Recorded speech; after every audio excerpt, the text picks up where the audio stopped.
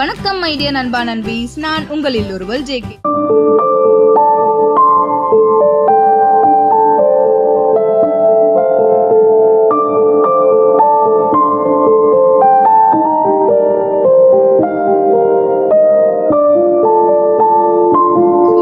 தொட்டி தான் க்ளீன் பண்ண போறோம் இல்லையா?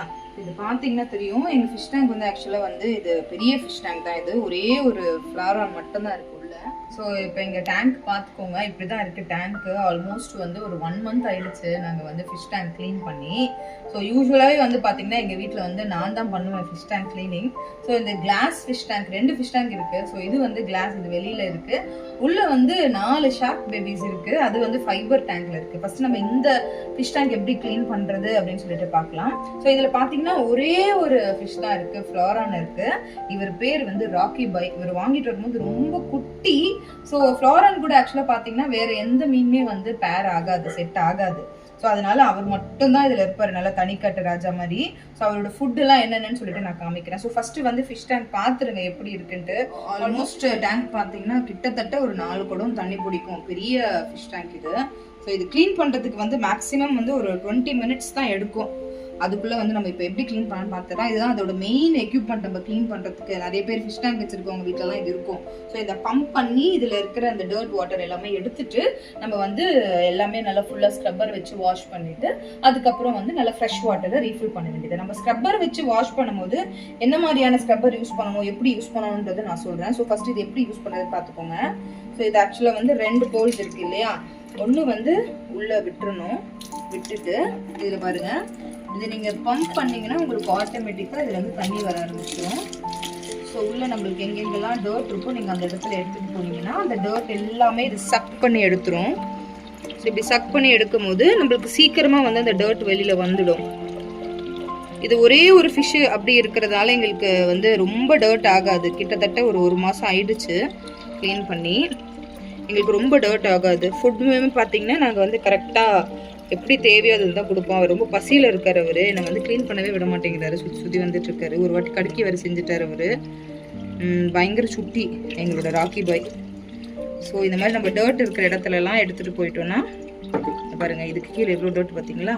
ஃபுல்லாகவே வந்து இந்த ஃபுட்டு வேஸ்ட்டு ரொம்ப இருக்காது. பட் என்னதான் இருந்தாலும் ஒரு சில ஏதாவது வேஸ்ட் ஆகும் இல்லையா? ஸோ அதெல்லாம் கொடுத்துட்டு அதெல்லாம் நம்ம அப்படியே எடுத்துடலாம், சக் பண்ணி.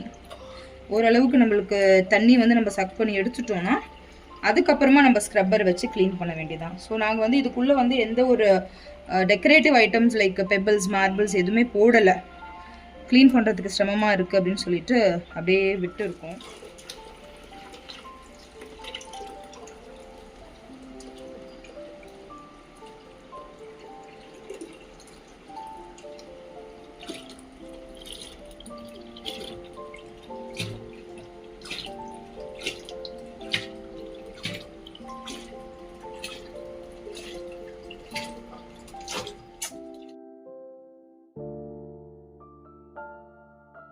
ஸோ இப்போ இந்த இடத்துல ஃபுல்லாகவே நம்ம வந்து க்ளீன் பண்ணிட்டு தான் இருக்கோம்.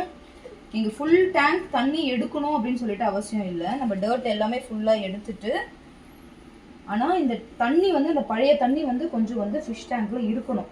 ஸோ அதில் இருக்கிற அந்த ஆக்சிஜன் சப்ளை, அப்புறம் நியூவாக நம்ம வாட்டர் சேஞ்ச் பண்ணுறோம் இல்லையா, அந்த ஃப்ரெஷ் வாட்டர். ஸோ அதோட ஆக்சிஜன் சப்ளை, அந்த ஆக்சிஜன் லெவலுமே பார்த்தீங்கன்னா டிஃப்ரெண்ட் ஆகும். அப்போது ஃபிஷ்ஷுக்கு வந்து அதை வந்து காம்பன்சேட் பண்ணுறது கொஞ்சம் டைம் எடுக்கும், அந்த ஃப்ரெஷ் வாட்டரில் இருக்கிற ஆக்சிஜன் லெவல் அக்குமுலேட் ஆகிறதுக்கு. அதனால் என்ன பண்ணணும்னா கொஞ்சம் தண்ணியை நம்ம விட்டுட்டு தான் எப்போவுமே வந்து க்ளீன் பண்ணணும், வாட்டர் வந்து ரீஃபில் பண்ணணும். ஸோ எங்களுக்கு ரொம்ப வந்து உள்ளே நான் ஆல்ரெடி சொன்ன மாதிரி அந்த பெபிள்ஸ்லாம் நிறைய இல்லாததுனால கொஞ்சம் ஈஸி தான் எங்களோடது. ஸோ இன்னும் கொஞ்சம் தண்ணி எடுத்துகிட்டு நம்ம வந்து ஸ்க்ரப்பர் வச்சு க்ளீன் பண்ணிட வேண்டியதுதான். இந்த ஸ்க்ரப்பர் தான் யூஸ் பண்ண போகிறோம். இந்த ஸ்க்ரப்பர் தான் யூஸ் பண்ணணும், ஸ்டீல் ஸ்க்ரப்பர் யூஸ் பண்ணக்கூடாது. இந்த ஸ்க்ராட்ச் பிரைட்டுக்கெலாம் கொடுக்குறாங்க இல்லையா, அந்த ஸ்க்ரப்பர் எடுத்துக்கோங்க. ஸோ தண்ணி லைட்டாக வந்து விட்டுட்டு ஃபுல்லாக இதுலேயே போயிடும். இது வந்து ரொம்ப வந்து போகாத ஹார்ம்ஃபுல்லாக இருக்கிற டர்ட் எல்லாம் கிடையாது. ஸோ ஈஸியாகவே ரிமூவ் ஆகிடும். நான் உங்களுக்கு காட்டுறேன் பாருங்கள்.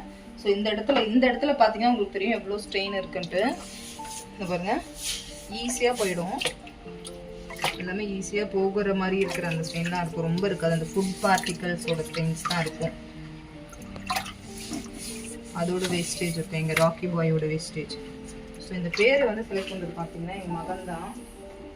ஆல்ரெடி ஒரு ஃப்ளாரன் வச்சுருந்தோம், பட் அன்ஃபார்ச்சுனேட்லி அது வந்து இறந்துருச்சு. அந்த ஃப்ளாரன் ரொம்ப பெருசாக வந்துச்சு. ஸோ அதோட ஞாபகார்த்த மாதிரி இன்னொரு ஃப்ளாரன் வாங்கி அதுக்குமே வந்து ராக்கி பாய் அப்படின்ட்டு தான் பேர்.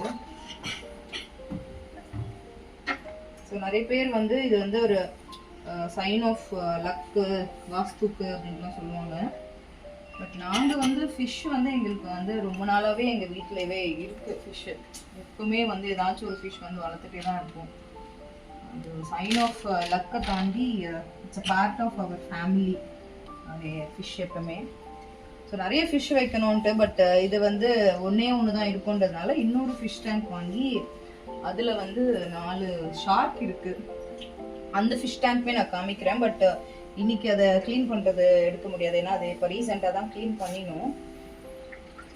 ஸோ அந்த ஃபிஷ் டேங்க் பட் உங்களுக்கு ஒரு ஓவர் வியூ காமிக்கிறேன். ஸோ இதில் இன் அடிஷன் டு திஸ் நீங்கள் என்ன பண்ணலாம்னா, இன்கேஸ் உங்களுக்கு வந்து ரொம்ப ஸ்டெயின் இருந்துச்சு, போகவே இல்லைன்னா லெமன் இருக்கு இல்லையா, லெமனை வந்து நல்லா ஸ்க்வீஸ் பண்ணி எடுத்துட்டு அந்த தோலை வச்சு லைட்டாக வந்து நீங்கள் வந்து ஸ்க்ரப் பண்ணி விடணும். ஃபுல் லெமனோட சாரெல்லாம் போட்டு ஸ்க்ரப் பண்ணாதீங்க, அது வந்து it is harmful for the fish actually. அது ஃபுல்லாக போடாதீங்க, நல்லா அந்த சாரெல்லாம் பிழிஞ்சு எடுத்துட்டு அதுக்கப்புறமா நீங்கள் போடுங்க. எந்த வித சோப்போ கெமிக்கல்ஸோ எதுவுமே யூஸ் பண்ணாதீங்க. இந்த வெளியில் இருக்கிற கண்ணாடிக்கு என்ன பண்ணலான்னா, வெளியில் இருக்கிற கண்ணாடிக்கு மட்டும் லைட்டாக கோலன் போட்டு அதை க்ளீன் பண்ணினா போதும். கண்ணாடி வந்து நம்மளுக்கு வந்து பளிச்சுன்னு இருக்கும், அதுக்காக தான் அது, உள்ளுக்குள்ளே கிடையாது. அகெயின் ஐம் டெல்லிங், நீங்கள் வந்து வெளியில் இருக்கிறத ஸ்ப்ரே பண்ணிவிட்டு யூஸ் பண்ணால் போதும். நான் உங்களுக்கு காமிக்கிறேன் அதையும் எப்படி வந்து நான் ஸ்ப்ரே பண்ணிவிட்டு அதை போடுறேன்ட்டு. ஸோ பார்த்தீங்கன்னா ஆல்மோஸ்ட் வந்து கிளியர் ஆயிடுச்சு ஏரியா.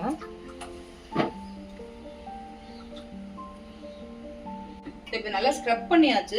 ஸ்க்ரப் பண்ண பிறகு என்ன பார்த்தீங்கன்னா, இந்த தண்ணியோட டிஃப்ரென்ஸ் உங்களுக்கு நல்லா தெரிஞ்சிருக்கும். அந்த அழுக்கு எல்லாமே வந்து ஃபுல்லாக கீழே இறங்கிடுச்சு. இதையுமே நம்ம என்ன பண்ணோம்னா ஃபுல்லாக எடுத்துடணும். இது வந்து நம்ம தண்ணியே எடுத்துடலாம், ஏன்னா கீழே இருக்கிற டர்ட் எல்லாம் எடுத்துட்டோம். பட் இப்போ வந்து தண்ணியே பார்த்தீங்கன்னா உங்களுக்கு வந்து கலர் மாறி ஒரு சிலது வந்து அப்படியே கீழே செடிமெண்ட் ஆயிருக்கும். ஸோ அது எல்லாமே வந்து நம்ம வந்து அப்படியே சக் பண்ணி எடுத்துட போகிறோம். எப்பவுமே ஃபிஷ் டேங்க் க்ளீன் பண்ணும்போது ஃபுல் தண்ணி எடுக்காதீங்க, கொஞ்சம் தண்ணி அதில் வச்சுருங்க. வச்சுட்டு தான் நம்ம வந்து தண்ணி ஃப்ரெஷ் வாட்டரை வந்து நம்ம ரீஃபில் பண்ணணும். அதே மாதிரி டேங்க்கு போட்ட உடனே மோட்ரு போடுறீங்க இல்லையா, அந்த தண்ணியை உடனே வந்து ஃபிஷ் டேங்க்கில் வந்து நீங்கள் ஊற்ற வேண்டாம், ஏன்னா அது வந்து சூடாக இருக்கும், பூமியிலேருந்து டைரெக்டாக வரும். ஸோ அது டேங்க்கில் வந்து நம்மளுக்கு கொஞ்சம் நேரம் வந்து அது வந்து செட்டில் ஆகணும். அதுக்கப்புறம் தான் நீங்கள் வந்து ஃபிஷ் டேங்க்கில் வந்து பக்கெட்டில் பிடிச்சி நீங்கள் ஊற்ற முடியும். உடனே நீங்கள் மோட்ரு போட்டுட்டு அந்த தண்ணியை வந்து நீங்கள் ஊற்றாதீங்க.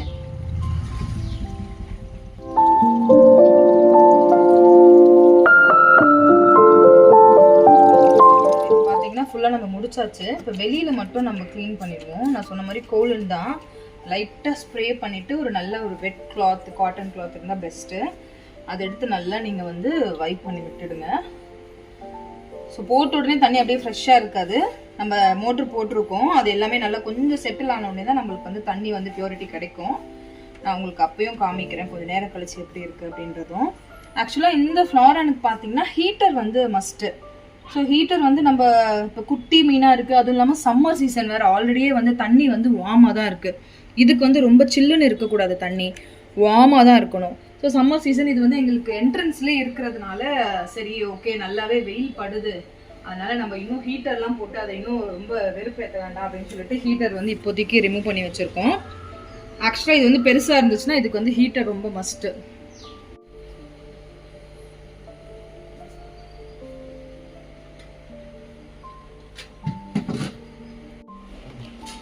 ஸோ நம்ம ராக்கி பேர்டோட ஃபுட்டு பார்த்தீங்கன்னா இதுதான், ரெண்டுமே வந்து ஆம்பர் ப்ராடக்ட்ஸ் தான். ஒன்று வந்து ஃப்ளவர் ஹார்ன், அதாவது அந்த ஹார்னுக்கும் ஒன்று வந்து கலருக்குமே.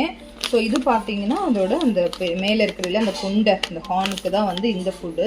ஸோ இது வந்து பால்ஸ் பார்த்தீங்கன்னா கொஞ்சம் பெருசாக இருக்கும், இந்த பாருங்கள் இந்த சைஸ் எப்படி இருக்கும். ஸோ ஒரு பேக்லேருந்து ஒரு 3 அவ்வளோதான். ஸோ மேலே வந்து நம்மளுக்கு இருக்குது, ஒரு 3 மட்டும் போட்டால் போதும். இது வந்து கலருக்கு, ஸோ இது வந்து நல்ல ஃபிஷ்ஷுக்கு வந்து கலர் கொடுக்கும். இதுவுமே வந்து ஒரு 3 போட்டால் போதும். ஒரு பசியில் இருந்தால் அவர் வந்து சாப்பிட்டுடுவார், இல்லைன்னா வரமாட்டார் அவர். ஸோ 2 மட்டும் போட்டால் போதும், ஒரு 3 போட்டால் உங்களுக்கு வந்து கரெக்டாக இருக்கும். ஸோ இது ஆம்பர் தான் இதோட ஃபுட்டு. ஷார்க்குக்கு வந்து ஆப்டிமம் ஃபுட்டு. So fine. இன்னையோட வீடியோ வந்து உங்களுக்கு வந்து நல்லாவே வந்து யூஸ்ஃபுல்லாக இருந்திருக்கும் நம்புகிறேன். யாராவது வீட்டிலலாம் ஃபிஷ் டேங்க் வச்சுருக்கீங்களோ இந்த மாதிரி ட்ரை பண்ணி க்ளீன் பண்ணி பாருங்கள். நல்லா க்ளீனாக இருக்கும். இது வந்து உங்களுக்கு நிறைய நாளுமே வந்து உங்களுக்கு எந்த மாதிரி அடிக்கடி க்ளீன் பண்ணாமல் டர்ட்லாம் படிக்காமல் நல்லா வரும். ஸோ இதுதான் பார்த்தீங்கன்னா நான் சொன்ன ஃபைபர் டேங்க். இது வந்து இவர் வந்து உள்ளே இருக்காங்க. ஸோ ஆக்சுவலாக இதில் வந்து 4 ஷார்க்ஸ் இருக்குது. 2 ஒயிட் ஷார்க்கு ப்ளஸ் 2 வந்து பிளாக் ஷார்க் இருக்குது. இந்த டேங்க்மே வந்து இப்போ ரீசெண்டாக தான் க்ளீன் பண்ணினதுனால இது க்ளீனிங் காமிக்கல. But I will show you இதையும் எப்படி க்ளீன் பண்ணணும்னு சொல்லிட்டு. அதே ப்ரொசீஜர் தான். இது ஃபைபர்ன்றதுனால இன்னும் கொஞ்சம் நம்மளுக்கு ஈஸி க்ளீனிங் ப்ராசஸ். நம்மளுக்கு வந்து ரொம்ப என்ன சொல்றது, ரொம்ப டெலிகேட்டெல்லாம் நம்ம பண்ணணும்ட்டு இல்லை, பண்ணிடலாம்.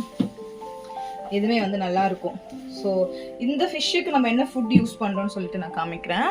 ஸோ இவங்களோட ஃபுட் பார்த்தீங்கன்னா இந்த ஆப்டிமம் தான் யூஸ் பண்ணுறோம். ஸோ ஆப்டிமம் வந்து டெய்லி வந்து ஒரு 2 டைம்ஸ் மட்டும் போடுவோம்.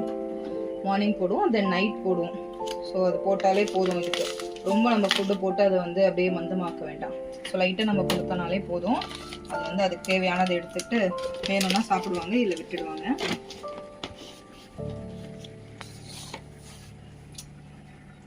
இங்கேயுமே கூட பார்த்தீங்கன்னா நாங்கள் ரொம்ப பெபிள்ஸ்லாம் வைக்கல. ஸோ அது நல்லா ஃப்ரீயாகவே இருக்கட்டும் அப்படின்னு சொல்லிட்டு மோட்ரு மட்டும் நல்லா கொஞ்சம் ஹை பவர் இருக்கிற மோட்டர் மட்டும் கொடுத்துட்டு நல்லா ஜாலியாக விளையாட விட்டுருக்கோம். இந்த 4 ஷார்க்ஸ் மோஸ்ட்லி வந்து அவங்க வந்து அப்படியே ரைட் சைட்லேயே தான் போய் ஒட்டிப்பாங்க, என்னன்னு தான் தெரியலங்க.